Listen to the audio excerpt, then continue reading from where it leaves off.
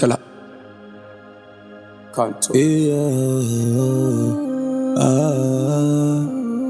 Mweya uri kufema uri kubva kupi?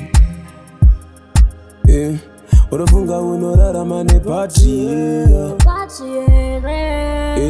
apa udi kuzanya kunamata woti kunondinetsa zvivi unoda vasikana dai uchizoita wani chete apa unongomitisa vana vevanhu vari kuchema mudzimba umu munyika zvakutyisa Sodhomu neGomora yadzika panyika pano iko kungotendawo kuti ndinokutendai Mwari nekurimutsa ndiri mupenyu iko kungoyendawo kuchechisanje kubasa umukira manje iko kungotendawo kuti ndinokutendai Mwari nekurimutsa ndiri mupenyu iko kungoyendawo kuchechisanje kubasa umukira manje hembe unodzichinja unhu wako seko usingauchinjiwo hauna kungwara Mwari dai wangomukudzawo ipapo wakatsika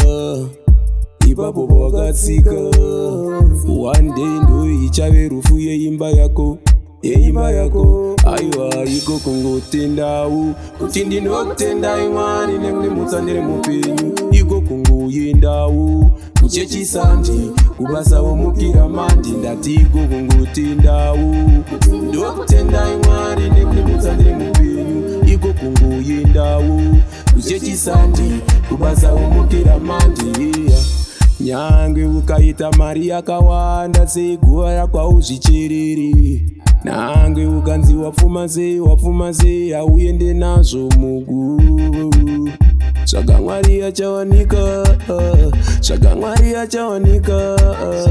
une musuwo chazvifunga uri kudenga uchiko kungoyendawo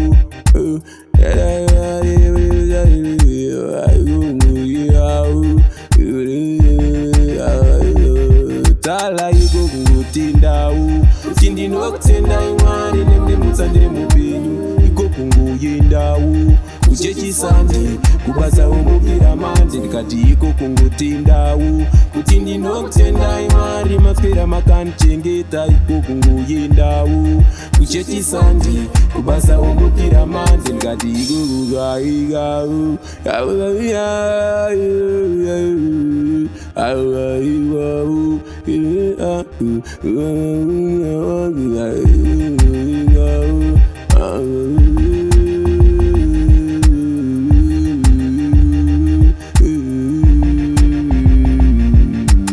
Stand Cantolman.